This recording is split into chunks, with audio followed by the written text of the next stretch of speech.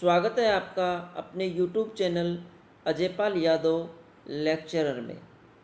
प्यारे विद्यार्थियों, यदि अभी तक आपने चैनल को सब्सक्राइब नहीं किया है तो चैनल को सब्सक्राइब करना, जिससे वीडियो आपको अपडेट होते ही सूचना मिल जाए। हम भारत का वैभवपूर्ण अतीत पढ़ रहे थे और इसमें भारतीय इतिहास की जानकारी के स्रोतों के बारे में हमने पिछले वीडियो में चर्चा की थी, जिसमें हमने धार्मिक साहित्य में ब्राह्मण साहित्य और बौद्ध साहित्य के बारे में जाना था कि जिनसे भारतीय इतिहास की जानकारी हमें कैसे मिलती है। आज हम पार्ट नंबर 3 में जैन साहित्य और धर्मेंद्र साहित्य के बारे में अध्ययन करेंगे। जैन साहित्य बौद्ध साहित्य की तरह ही, देखिए बौद्ध साहित्य की तरह ही ध्यान रखना, बौद्ध साहित्य कौन सी भाषा में लिखा गया था? बौद्ध साहित्य पाली भाषा में लिखा गया था। और जैन साहित्य कौन सी भाषा में लिखा गया? जैन साहित्य याद रखना प्राकृत भाषा में। कौन सी भाषा में? प्राकृत भाषा में। बौद्ध साहित्य की तरह ही जैन साहित्य में भी पर्याप्त ऐतिहासिक सामग्री होती है। जैन साहित्य में आगम सबसे प्रमुख है। जो सबसे प्रमुख जैन ग्रंथ है वो आगम है। इसके अंतर्गत 12 अंग, 12 उपांग, 10 प्रकीरण, 6 छेद सूत्र, एक नंदी सूत्र, एक अनुयोग द्वार व 4 मूल सूत्र शामिल हैं। तो ये आगम के पार्ट हैं। आगम की रचना 4वीं शताब्दी ईस्वी पूर्व से 6वीं शताब्दी के मध्य, 4वीं शताब्दी ईसा पूर्व से और 6वीं शताब्दी के मध्य बहुत लंबे समय में विभिन्न धार्मिक संगतियों व व्यक्तियों के माध्यम से हुई थी। अन्य जैन ग्रंथों में कथा कोश, जिससे भारतीय इतिहास की जानकारी मिलती है, परिशिष्ट पर्वन, भद्रभाहु चरित, कल्पसूत्र, भगवती सूत्र। भगवती सूत्र एक ऐतिहासिक ग्रंथ है जिसमें महाजनपदों के बारे में हमें जानकारी मिलती है। आदि प्रमुख हैं जिनसे ऐतिहासिक विवरण प्राप्त होता है। तो इन जैन ग्रंथों से भी हमें भारतीय इतिहास की जानकारी मिलती है। आचरांग सूत्र में, जैन ग्रंथ है आचरांग सूत्र। आचरांग सूत्र में जैन साधुओं के आचार व्यवहार से संबंधित नियमों का संकलन है। जैन साधुओं के आचार व्यवहार और नियमों की जानकारी हमें आचरांग सूत्र नामक ग्रंथ से मिलती है। परिशिष्ट पर्वन जैन ग्रंथ में तत्कालीन राजाओं और जैन मुनियों के संबंधों के बारे में जानकारी मिलती है कि उस समय के राजाओं और जैन मुनियों के संबंध किस प्रकार थे। इनकी जानकारी हमें किससे मिलती है? परिशिष्ट पर्वन नामक ग्रंथ में मिलती है। भद्रभाहु चरित, देखिए बहुत ही इंपॉर्टेंट ग्रंथ है भद्रभाहु चरित। इसकी रचना किसने की? जैन मुनि भद्रभाहु ने की थी। के साथ ही चंद्रगुप्त मौर्य के जीवन के अंतिम समय की घटनाओं का वर्णन हमें मिलता है। चंद्रगुप्त मौर्य के बारे में जानकारी मिलती है जैन ग्रंथ भद्रभाहु चरित से। और चंद्रगुप्त मौर्य अपने जीवन के अंतिम समय में भद्रबाहु के साथ दक्षिण भारत में एक स्थान है स्वर्ण बेलगोला, वहाँ पे चले गए थे और वहीं पे इनका फिर अंतिम समय व्यतीत हुआ था। ये स्वर्ण बेलगोला कर्नाटक में है। तो ये सारी जानकारी हमें किससे मिलती है? भद्रभाहु चरित से मिलती है। धर्मेंद्र साहित्य, धर्मेंद्र साहित्य क्या होते हैं? इस श्रेणी में, कौन सी श्रेणी में? धर्मेंद्र साहित्य की श्रेणी में प्राचीन भारत में धर्म के अतिरिक्त अन्य विषयों पर लिखा गया साहित्य आता है। कि धर्म के अतिरिक्त जो साहित्य लिखा गया था वो साहित्य किस श्रेणी में आता है? धर्मेंद्र साहित्य की श्रेणी में आता है। धर्मेंद्र साहित्य में ऐतिहासिक, अर्ध ऐतिहासिक, विशुद्ध साहित्यिक ग्रंथ, नाटक, कथा, काव्य आदि ग्रंथों को सम्मिलित किया गया है। अर्थात धर्म के अलावा जो भी साहित्य लिखा गया वो क्या कहलाता है? धर्मेंद्र साहित्य कहलाता है, जिससे हमें भारतीय इतिहास की जानकारी मिलती है। इसमें कौन कौन से हैं ऐतिहासिक ग्रंथ? सबसे पहले धर्मेंद्र साहित्य में कौन से ग्रंथ? ऐतिहासिक ग्रंथ। कल्हण की राजतरंगिणी विशुद्ध रूप से ऐतिहासिक ग्रंथ है जिसकी रचना 1150 ईस्वी में की गई थी। राजतरंगिणी का शाब्दिक अर्थ होता है राजाओं की नदी या राजाओं के कालक्रम का प्रवाह। और इस राजतरंगिणी की रचना किसने की थी? इस राजतरंगिणी की रचना की थी कल्हण ने। कल्हण कौन थे? कश्मीर के थे और इन्होंने राजतरंगिणी की रचना की। राजतरंगिणी से प्राचीन समय से 12वीं शताब्दी तक का कश्मीर के इतिहास की जानकारी हमें मिलती है। तो प्राचीन समय से लेकर 12वीं सदी तक के इतिहास की जानकारी हमें कहाँ से मिलती है? राजतरंगिणी से।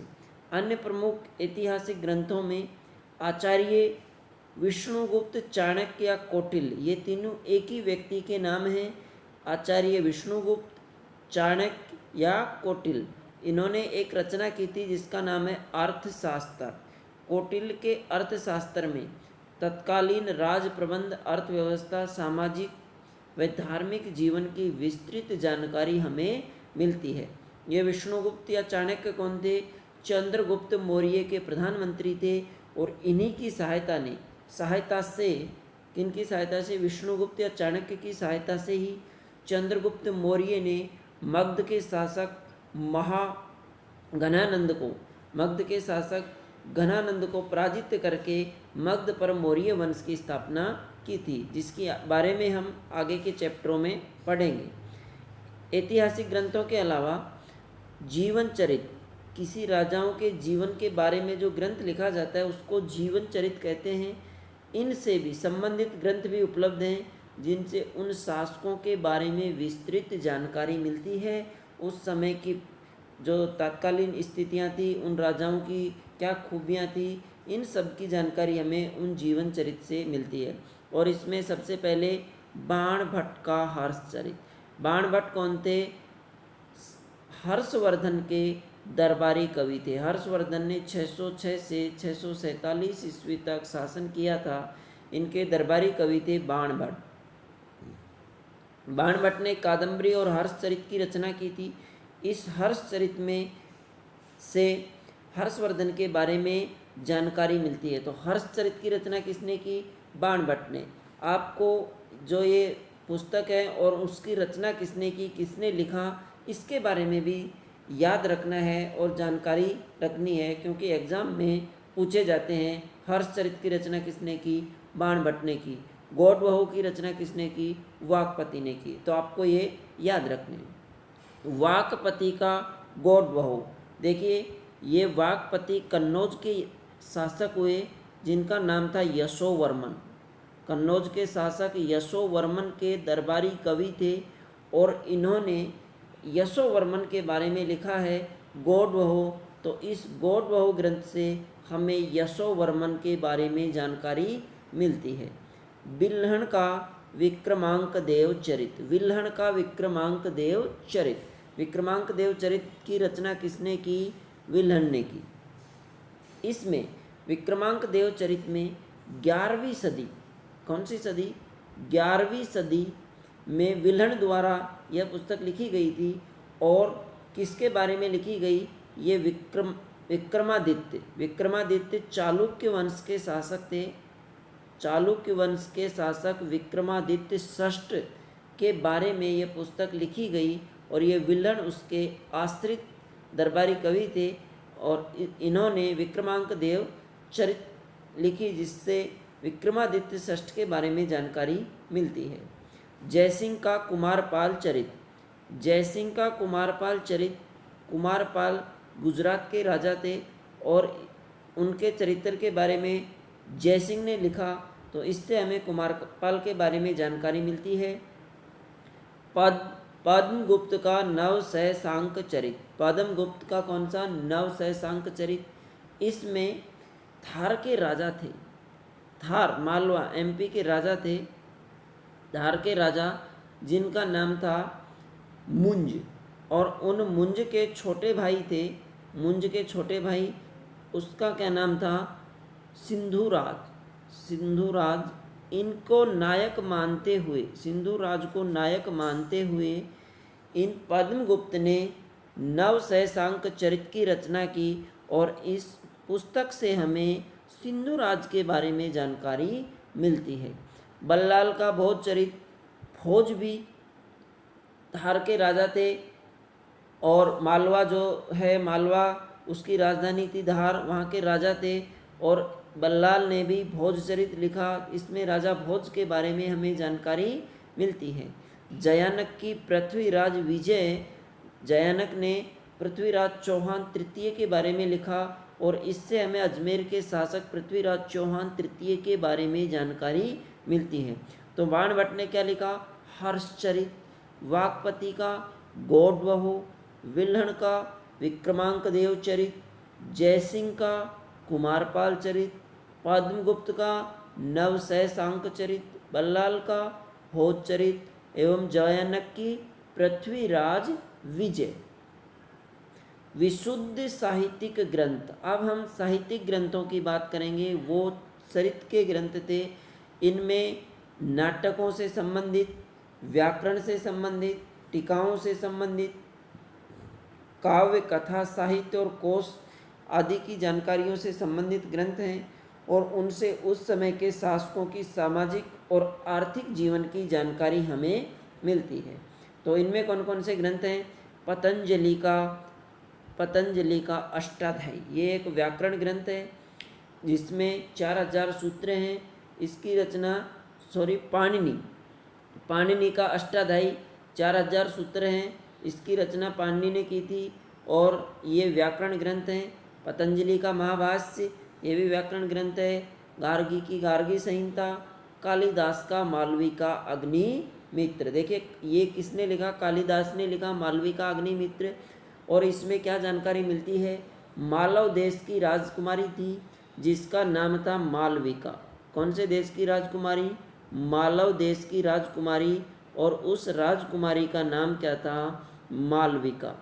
मालविका और विदिशा के राजकुमार थे जिनका नाम था अग्निमित्र। क्या नाम था? अग्निमित्र। मालव देश की राजकुमारी मालविका और विदिशा के अग्निमित्र की प्रेम कहानी और उनके विवाह का वर्णन कालिदास ने किसमें किया है? मालविका अग्निमित्र में किया है। विशाखा दत्त का मुद्रा राक्षस नाटक है। इस नाटक से हमें गुप्त काल की जानकारी मिलती है। शूद्रक का मृच्छकटिकम नामक नाटक किसने लिखा? शूद्रक ने लिखा। इसका अर्थ होता है, मृच्छकटिकम का अर्थ होता है मिट्टी का खिलौना या मिट्टी की गाड़ी। ये किसने लिखा? शूद्रक ने लिखा। और इसमें पटना को पृष्ठभूमि माना है, पटना बिहार को, और इसमें चारुदत्त और बसंत सेना, चारुदत्त नायक हैं इस नाटक के और बसंत सेना नायिका है, उनको आधार मानते हुए ये नाटक लिखा है। मेघातिथि की मिताक्षरा और कामंदक का नीतिसार, यह भी ऐतिहासिक ग्रंथ हैं। नीतिसार में राज्यशास्त्र पर आधारित एक ग्रंथ है जिसकी रचना कामंदक ने की थी और किस भाषा में की थी? संस्कृत भाषा में। तो ये भी विशुद्ध साहित्यिक ग्रंथ हैं जिनसे हमें भारतीय इतिहास की जानकारी मिलती है। कौन कौन से हैं? पाणिनि का अष्टाध्यायी, पतंजलि का महाभाष्य, गार्गी की गार्गी संहिता, कालिदास का मालवी का अग्निमित्रम, विशाखा दत्त का मुद्रा राक्षस, शूद्रक का मृच्छकटिकम, मेघातिथि की मिताक्षरा और कामंदक का नीतिसार। ये कैसे ग्रंथ हैं? विशुद्ध कथा साहित्य एवं कोश साहित्य की दृष्टि से जो ऐतिहासिक ग्रंथ हैं। विष्णु शर्मा का पंचतंत्र, याद रखना बहुत बार प्रतियोगी परीक्षाओं में पूछा गया प्रश्न है। पंचतंत्र के लेखक कौन है? तो विष्णु शर्मा। पंचतंत्र में कहानियाँ हैं और यह ऐसी पुस्तक है जिसका सर्वाधिक विदेशी भाषाओं में ट्रांसलेट हुआ है पंचतंत्र का। तो पंचतंत्र की रचना किसने की? विष्णु शर्मा ने। गुणाढ्य की कथा मंजरी, इसमें गुणाढ्य ने रोचक और सरस कथाएं लिखी हैं। तो एक कथा मंजरी किसने लिखी? गुणाढ्य ने। क्षेमेंद्र की व्रत कथा मंजरी, इसमें भी कथाएं हैं। सोमदेव की कथा सरित सागर। देखिए ये इम्पोर्टेंट है, कथा सरित सागर इसकी रचना किसने की? सोमदेव ने। और इसमें क्या है, आपने सुना होगा विक्रम बेताल के बारे में। बेताल पच्चीसी की कहानियाँ इस कथा सरित सागर में हैं। विक्रमादित्य की कहानियाँ इस कथा सरित सागर में हैं। सिंहासन बत्तीसी की कहानियाँ इस कथा सरित सागर में हैं। तो कथा सरित सागर की किसने लिखा? सोमदेव ने। अमर सिंह का द्वितीय के 9 रत्नों में से एक थे। इन्होंने अमर कोश नामक ग्रंथ लिखा। कोश ग्रंथ क्या होते हैं? ऐसे ग्रंथ जो किसी भाषा विशेष के शब्दों का संग्रह होता है। तो यह कोश ग्रंथ लिखा था किसने? अमर सिंह ने। क्षेत्रीय साहित्य। क्षेत्रीय भाषाओं के ग्रंथों में भी प्रचुर ऐतिहासिक सामग्री मिलती है। प्राचीन तमिल साहित्य संगम साहित्य कहलाता है। देखिए तमिल साहित्य क्या कहलाता है? संगम साहित्य कहलाता है। जैसे यहाँ पे पूछा जा सकता है संगम साहित्य कहलाता है बौद्ध साहित्य, जैन साहित्य या तमिल साहित्य, तो क्या कहलाएगा? तमिल साहित्य। इनसे चोल व पल्लव शासकों के बारे में विस्तृत जानकारी मिलती है। यदि हमें चोल और पल्लव शासकों के बारे में विस्तृत जानकारी प्राप्त करनी है तो वह जानकारी हमें कहाँ से मिलेगी? संगम साहित्य से मिलेगी। इस संगम साहित्य के प्रणेता कौन हैं? अगस्त्य ऋषि हैं। संगम साहित्य के प्रणेता कौन हैं? अगस्त्य ऋषि हैं। संगम साहित्य से क्या जानकारी मिलती है? चोल और पल्लव शासकों के बारे में जानकारी मिलती है। तेलुगु कवि धुरजटी द्वारा लिखित कृष्णदेवराय विजयम विजयनगर के शासक थे। इन्होंने 1509 से 1528 ईस्वी तक शासन किया और विजयनगर राज्य के शासक कृष्णदेवराय की उपलब्धियों की जानकारी किससे मिलती है? कृष्णदेवराय विजयम से मिलती है। इसकी लेखक कवि कौन थे? धुरजटी थे। राजस्थानी भाषा के ग्रंथों, देखिए राजस्थानी भाषा के ग्रंथों में चंद्रबरदाई का पृथ्वीराज रासो, पद्मनाभ का कानड़दे प्रबंध और भी ग्रंथ हैं जो आगे पढ़ेंगे हम। इनसे भी भारतीय इतिहास की जानकारी हमें मिलती है। जैसे राजस्थानी भाषा के ग्रंथों में चंद्रबरदाई का पृथ्वीराज रासो, पृथ्वीराज चौहान तृतीय कहाँ के शासक थे? ये अजमेर के शासक थे और उनके दरबारी कवि थे चंद्रबरदाई। इन्होंने पृथ्वीराज रासो की रचना की। इससे हमें पृथ्वीराज के बारे में जानकारी मिलती है। पद्मनाभ का कानड़दे प्रबंध, कानड़देव जालोर के शासक थे, उनके बारे में जानकारी पद्मनाभ के कानड़दे प्रबंध से मिलती है। सुजाका राव जैतसिरोछंद, राव जैतसी के बारे में हमें जानकारी मिलती है। सूर्यमल मिश्रण का वंश भास्कर, ये भी बहुत बार पूछा गया क्वेश्चन है। वंश भास्कर किसने लिखा? सूर्यमल मिश्रण ने। यहाँ से एक और याद रखना, सूर्यमल मिश्रण कौन था? तो सूर्यमल मिश्रण बूंदी का कवि था, राजकवि था और इन्होंने वंश भास्कर की रचना की थी। नैन्सी की ख्यात मुनोत नैन्सी ने लिखी थी और बांकी दास की ख्यात बांकी दास ने लिखी थी, जिससे हमें बीकानेर के राजवंशों के बारे में जानकारी मिलती है। तो चंद्रबरदाई का पृथ्वीराज रासो, पद्मनाभ का कानड़दे प्रबंध, सुजाका राव जैतसिरोछंद, सूर्यमल मिश्रण का वंश भास्कर, नैन्सी का नैन्सी की ख्यात और बांकी दास का बांकी दास की ख्यात, ये राजस्थानी भाषा के ग्रंथ हैं जिनसे हमें भारतीय इतिहास की जानकारी मिलती है, राजस्थान के इतिहास की जानकारी मिलती है। विदेशी विवरण। प्राचीन काल से ही भारत की सांस्कृतिक एवं आर्थिक उपलब्धियां विश्व को आकर्षित करती रही हैं। भारत के व्यापारिक संबंध विश्व के देशों से थे। सिंधु घाटी सभ्यता के संबंध भी मिस्र, यूनान, बेबीलोन, मेसोपोटामिया की सभ्यताओं से थे और धर्म में दर्शन का ज्ञान प्राप्त करने में अध्ययन हेतु लोग विदेशों से यहाँ आते थे। फाहियान, हेनसांग, इत्सिंग, कई विदेशी यात्री धर्म का अध्ययन करने के लिए, धर्मशास्त्रों का अध्ययन करने के लिए भारत आए। इसलिए विदेशी लेखक भी भारत से प्रभावित हुए और उन्होंने भारत के संबंध में पर्याप्त विवरण दिया।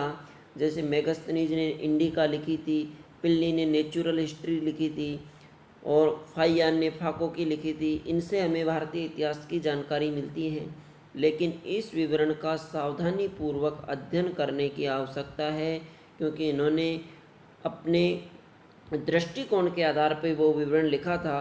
तो हमें अध्ययन करना है, लेकिन कैसे करना है? सावधानीपूर्वक अध्ययन करना है। तो प्यारे विद्यार्थियों, आज के वीडियो में इतना ही।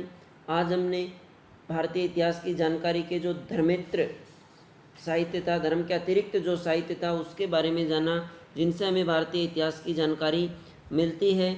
आप लगातार वीडियो देखते रहना। यदि एक बार में वीडियो समझ में नहीं आता है तो उसको रिपीट करके भी देख सकते हैं। और जो आज हमने जिन ग्रंथों की चर्चा की है, उनके जो लेखक हैं, कवि हैं या जिन्होंने लिखा है, उनको ज़रूर याद करना, क्योंकि इनसे संबंधित क्वेश्चन परीक्षाओं में पूछे जाते हैं।